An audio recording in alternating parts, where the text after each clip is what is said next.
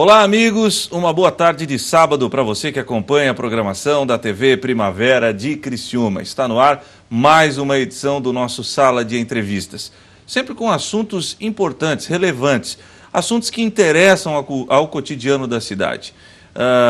Cantores, desportistas, políticos, pessoas que sequer são conhecidas, mas que fazem um trabalho extremamente interessante, que ajudam o próximo, que se interessam pelo bom andamento das coisas na nossa cidade, na nossa região. Esse é o objetivo do Sala de Entrevistas. Não estou aqui como um mero jornalista, aquela sabatina, pergunta, responda, não. Eu quero conversar com os meus convidados para que eles possam explanar e possam passar todos os seus pensamentos para que você, que está em casa, nos acompanhando, no aconchego do seu lar, ou quem sabe até no seu local de trabalho, possa realmente entender, como se diz na gíria, o espírito da coisa. E hoje nós vamos falar de um assunto que realmente aflige milhões e milhões de famílias em todo o planeta.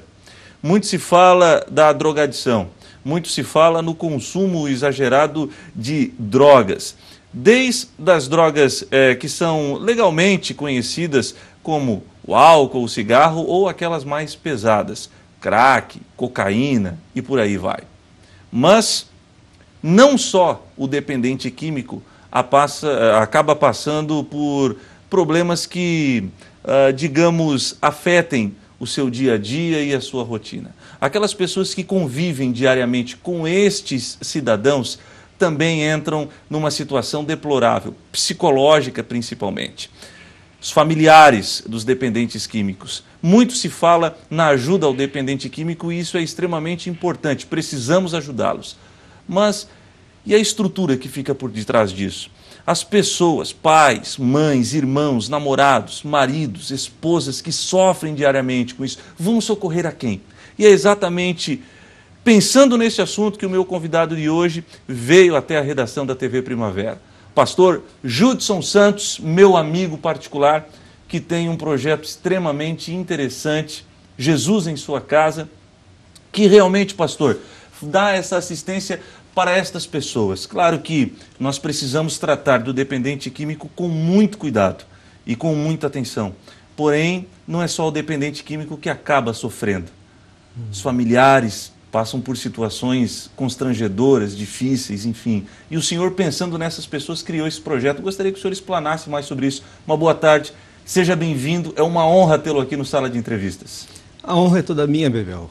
É um prazer muito grande estar com você, desse canal abençoado.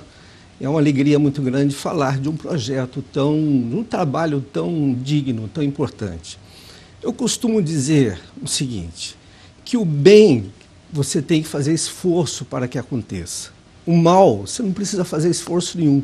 De repente surge como um fantasma e aí abraça e faz tragédias, calamidades na família, no indivíduo, na pessoa, na sociedade. Então, o bem exige esforço, tem que desprender esforço e energia para que aconteça. E no caso da drogadicção, na dependência química, é um mal que vem de uma forma invasora nas famílias, na sociedade, nas pessoas. E para que haja uma contraposição a isso, é necessário muito esforço, porque o mal está lastrando como um câncer, está tomando conta. E assim, pensando nesta iniciativa, é que foi criado o projeto Jesus em Sua Casa, justamente para poder fazer com que haja. Bom seria se houvesse uma extinção deste mal chamado drogas. Bom seria. Porém, não custa nada sonhar, não é? Isso talvez pode ser que um dia venha acontecer, mas é quase uma utopia pensarmos dessa forma. Mas amenizar a dor, amenizar a problemática social, fazer com que isso seja minimizado, diminuído de uma forma ou de outra, eu acho que nós temos como consciência cristã, como cristãos que nós somos, nós temos a obrigação de investir pesado nesse segmento. Duas situações. O senhor falava que seria uma utopia pensar na erradicação, ou seja, droga zero. Uma entrevista recentemente que eu fiz com o doutor delegado André Milanese, e eu tenho certeza que ele não me censuraria em falar isso, o mesmo me disse, olha, eu tenho uma situação para explanar para você. Nós, autoridades policiais, estamos praticamente, esse foi o termo que ele usou, enxugando gelo no que se diz ao enfrentamento ao tráfico de drogas, enfim. Esse problema parece realmente ser insolúvel, parece que não tem uma solução, uma luz no fim do túnel. Vocês que trabalham diretamente com isso, acabam se assustando e se desanimando em algum momento da caminhada, ou seja, não tem como acabar com a droga no país, na sociedade, enfim. Olha, a droga é uma enfermidade assim como o câncer, como a AIDS, como outra enfermidade que existe em outras características, em outra natureza. Nós pensarmos dentro do corpo humano, por exemplo, que não vai haver mais doença, é uma doce utopia, porém uma utopia. Nós não podemos pensar que isso seja possível. Por quê? Porque o mal é inerente à natureza humana. Está incrustado, está bem enraizado em nossa natureza. Da mesma forma, dentro dessa dinâmica, a questão das drogas, ela também está enraizada dentro da sociedade. Bom seria se nós almejássemos um projeto em que erradicássemos de uma forma definitiva toda a problemática da dependência química. Porém, isto é uma ilusão, uma utopia, mas isto não faz com que a gente se acovarde por trás dos medos, das faltas de objetivos e alternativas, e a gente não parta para investir contra esse problema que é muito grave. Bom, uma outra situação que eu queria falar, pastor, é com relação ao tal do álcool. O álcool é considerado o rei das drogas. Uma pesquisa recentemente, aqui me fugiu o nome do instituto, mas mais de 98% dos casos das pessoas que têm um problema sério com as drogas ditas mais pesadas, mais de 98% iniciaram a sua vida nas drogas através de quem? Do maldito do álcool. Só que nós vivemos num país em que a grande mídia tem um lobby danado com a indústria do álcool, é uma indústria que despeja milhões e milhões de reais anualmente na grande mídia brasileira, enfim, tendo esse apoio, é uma luta desumana para as pessoas que acabam tendo esse tipo de serviço, que é lutar contra as drogas, porque o álcool, ele é, sem sombra de dúvidas, tão voraz quanto o crack, por exemplo. Ele arrebenta com as pessoas tanto quanto o crack. Como é que faz para lidar com esse tipo de problema? Olha, é dentro de uma perspectiva de consciência da origem do mal. Nós falávamos inicialmente sobre a questão do mal, dentro de teses, dentro de posturas de consciência, mas o que a gente tem que entender, Bebel, é o seguinte, que o álcool, assim como o crack, assim como outras drogas, você pode até espantar naquilo que eu vou dizer. Fique à vontade, pastor. Não é o problema. O problema não está exatamente no álcool, no crack ou na cocaína. O problema está no vazio existencial que a pessoa está mergulhado. Ou seja, ele procura preencher algo através Exatamente. E o crack, o álcool, seja o que for, se tornam elementos de fuga para uma crise existencial que a pessoa se encontra. Então, combater o crack é um eufemismo, é uma força de expressão que foge do contexto e realidade. O que nós temos que combater, na verdade, é a questão existencial, o vazio que a pessoa está mergulhado, a falta de sentido. Hoje, cada vez mais, na mesma proporção em que se avoluma a tecnologia, a questão econômica, também se avoluma a falta de sentido de viver. Tem pessoas que se suicidam, pessoas que entram em situações de morte, caminho de morte, como as drogas, de uma forma mais gratuita possível. Por quê? Falta sentido na vida, aquele vazio, é um buraco enorme que a pessoa tem dentro de si e faz com que o crack, o álcool e outras porcarias sejam válvulas de escape. Agora, não é inteligente da parte da pessoa que está em crise existencial buscar alternativas tão mortíferas, né? Que matam, que destroem não só o corpo físico, destrói a esperança, destrói a felicidade, destrói a referência familiar. O pai que mexe com álcool, ele tira do filho a esperança de ser alguém. Quando vê um pai fracassado, o que o filho vai pensar da vida? Que a vida é um grande fracasso. Então nós vamos analisar nesse conjunto, nesse contexto, que o vazio existencial é um mal maior ainda do que a própria droga. Que coisa impressionante. E quando o senhor fala em pais fracassados, o senhor está ligando diretamente à situação financeira daquele cidadão? A condição social dele? Olha, nós vivemos num contexto capitalista. E o capitalismo tem como impulso o dinheiro, conquistar, ganhar, prosperar, que não tem nada de errado nisso, quando se é tratado isso de uma forma consciente e de uma forma sensata. Mas quando entra a ansiedade da competição, aquele espírito competitivo que é típico do capitalismo, aí a pessoa fica naquele desejo, aquela ansiedade, quanto mais tem, mais se quer. Isso é típico de pessoas que estão movidas pelo interesse do capital, do dinheiro, da conquista. Eu conheço muitos empresários que são excelentes pais de famílias, têm uma vida equilibrada, emocional e espiritual. Porém, como também tem muitas pessoas que estão no ritmo capitalista tão feroz que ele, quanto mais tem, mais ele quer e tudo se torna um ciclo insaciável, terrível, sabe? Isso na ponta dos que ganham. E na ponta dos que não ganham, digamos, a considerada a classe baixa, fica aquela frustração. Olha, o vizinho ali, o filho do vizinho tem um aparelho bom, R$1.000, R$2.000, eu não estou conseguindo comprar uma bicicleta, um brinquedo mais simples possível. O vizinho comprou um carro novo, comprou um carro novo, e o meu está desempregado, sabe? Então, todas essas ambivalências do ter e não ter, eu creio que não é tudo, mas é parte que aumenta muito a crise existencial do ser humano, fazendo com que ele busque alternativas. E uma dessas alternativas que o próprio inimigo, que nós, dentro da teologia cristã, nós consideramos que o próprio diabo oferece, a alternativa, é justamente um baseado de maconha, uma pedra de crack, um pó de cocaína. Exatamente, um copo de álcool, para a pessoa poder se soltar. O álcool é um se soltar mais ilusório que a pessoa pode ter.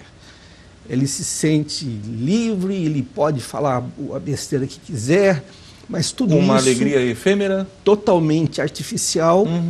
Ele vive uma espontaneidade artificializada e, por consequência, ele acaba fazendo coisas inimagináveis. Tá bom. Pastor Judson é o meu convidado e, calma, no próximo bloco a gente vai falar desse projeto fantástico. Muitas pessoas que estão nos assistindo, eu tenho certeza que estão se identificando com o assunto. Você tem um dependente químico na sua família, você precisa de um ombro amigo, você precisa conversar com mais pessoas que sofrem esse tipo de problema, trocar ideias, experiências. O pastor Judson vai falar sobre isso logo após o intervalo comercial.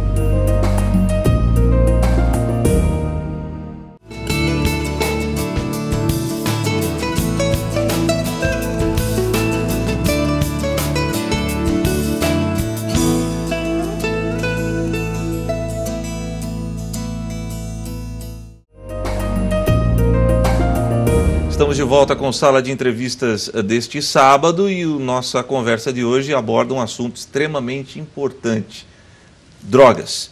Pastor Judson é o meu convidado. Agora, pastor, falamos das drogas, do que leva o cidadão a entrar nesse mundo, infelizmente, em algumas vezes, sem volta. Né? Alguns delegados, algumas pessoas que trabalham com isso falam, é lema na polícia: drogado, traficante, enfim, tem dois caminhos: jaula ou cemitério. A droga, ela pode até te dar uma alegria passageira, mas um dia a tua casa vai cair. O senhor fez um projeto, elaborou esse projeto já está em execução, que é um projeto que presta assistência a essas famílias que têm dependentes químicos e que sofrem. Fala um pouquinho mais do projeto para a gente. A polícia, ela faz a sua parte, de uma forma heróica. Muitos pais de família dão as suas vidas para que possam cumprir o seu dever. Mas elas não têm uma postura terapêutica, por isso que entra nesse extremo, ou cadeia, ou morte, ou cemitério, etc. Por quê? Porque ela não tem, primeiro, a paciência, não é, de lidar com essa problemática, e segundo, ela não tem mecanismos terapêuticos para poder fazer com que haja correções de uma forma efetiva. Agora, não só a polícia, como também muitas instituições terapêuticas têm feito trabalhos belíssimos. Casa de recuperação, clínicas, hospitais, médicos, psicólogos, profissionais de muitas áreas têm feito trabalhos maravilhosos. A nossa proposta é mais uma. Nós não estamos aqui descobrindo ou redescobrindo a roda, não estamos aqui sendo... agora estamos aqui... Descobrimos a pólvora. Estamos aqui agora com a solução messiânica, iluminada de solução de todos os problemas de drogas. Não, é mais um que entra de uma forma muito modesta, muito tranquila, para poder somar com outros especialistas que fazem trabalhos brilhantes, tanto religiosos quanto os não religiosos. Pois bem, o projeto que nós estamos engajados trata-se de Jesus em Sua Casa, que é uma forma de conscientizar a pessoa de que Jesus, ele é o centro da nossa vida, não só de uma forma institucional, mas como uma forma vivencial, sobretudo vivencial. E nada melhor do que vivenciar Jesus dentro da nossa casa, não é? E a questão das drogas inicia no lar, não é? Nas questões das relações familiares. E nós estamos aqui propondo uma ação que envolve a segunda ponta. Por que a segunda ponta? A primeira ponta é o viciado, é o dependente químico. A segunda ponta é a família do dependente químico. Pouquíssimas instituições têm um foco concentrado na família, que muitas vezes ela é a geradora de um dependente químico, ou o dependente químico adoece a família. Então, é um vai e vem de adoecer, de adoecimento, que vai exaurindo a família nas suas energias, nas suas forças. Tratar só a dependência química, Heber, não é, ou melhor, tratar o dependente químico não é uma questão, digamos, que dá o equilíbrio da balança. A balança tem dois pratos. Um é o usuário e o outro é a família. E nós estamos focados na família, fazer com que a família tenha um certo preparo dentro desse contexto. E o que são abordados nesses encontros? Olha só, primeiro, nós não prometemos solução de uma forma ufanista, de uma forma alegre, dentro daquela coisa muito extrema. O único que pode dizer, não chores, levanta e anda, ressuscita, é o nosso Senhor Jesus.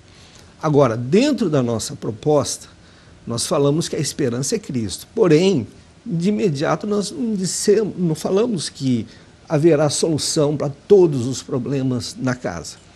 O que nós nos propomos é ajudar a família a lidar com os problemas. Eu acho, Bebel, que a grande sintoma de cura, digamos assim, da família e do próprio usuário é quando ele começa a aprender a lidar com os seus próprios problemas. Interessante isso. A família, ela cai no seu buraco, digamos assim, né? Vamos usar esse termo, nesse buraco de não saber o que fazer, na escuridão da situação, quando ela perde o controle. Ela não sabe fazer, não sabe o que fazer em determinadas situações. Isso é normal, pastor? Isso é absolutamente... Aliás, isso acontece em todos os níveis, não só na dependência química. Muitas famílias se desestruturam por não saber lidar com determinados problemas. Não é? É aquela história, nunca vai acontecer comigo? Acha sempre que é com o vizinho, que os problemas acontecem somente nos telejornais, que não acontece nunca dentro de casa e tal. Então é possível que muitos que estão nos assistindo hoje têm dependente químico na sua casa, no entanto ficam recuados, retraídos e não sabem o que fazer para poder lidar com essa situação. Mas agora o senhor criou, como o senhor disse, mais uma ferramenta. Isso. E como é que faz para procurar, para participar? Tem que pagar, tem que se inscrever? Como é que é? Totalmente gratuito. Nós estamos à disposição toda sexta-feira. Toda sexta-feira nós estamos nos reunindo para poder trabalhar 4 linhas de relacionamento. Porque Quais? a gente parte de uma base, relacionamentos. Essa é a questão. A relação do eu consigo mesmo, do eu com Deus, do eu com a família e do eu com as situações. Se você visualizar mentalmente essas 4 linhas de relacionamento, vai dar uma cruz, um sinal de uma cruz. Então, eu comigo mesmo, né, o eu, digamos, está na parte inferior, no pé, lá no chão, exaurido, destroçado, né?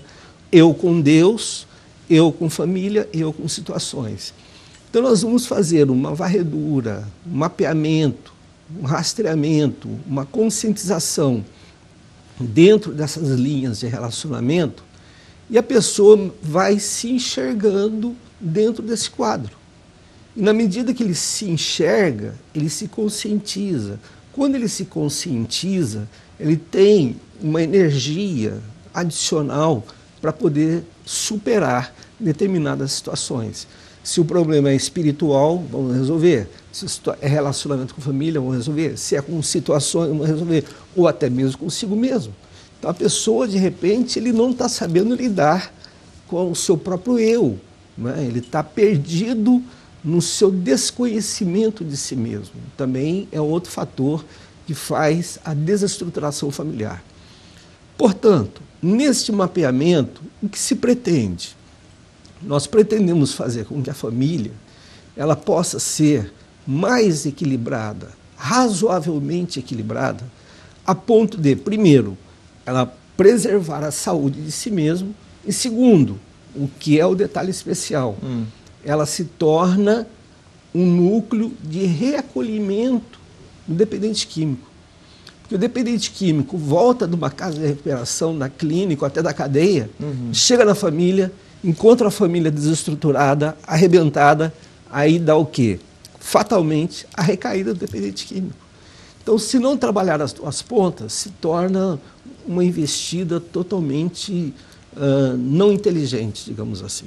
Bom, o senhor disse que toda sexta-feira vocês, ou seja, já existem pessoas interessadas e participando, acabam se reunindo. Onde são esses encontros? Que horas? Como funciona? Olha, nós estamos nos reunindo nesse projeto toda sexta-feira de 7h30 às 8h30, que é um horário super rápido, ali no Templo Central da Assembleia de Deus, a Igreja do Relógio, e aberto a todos, a toda a comunidade, inclusive pessoas não evangélicas. Né? Nós não estamos ali necessariamente para fazer um proselitismo religioso. Nós estamos ali justamente para focar a questão da problemática da dependência química.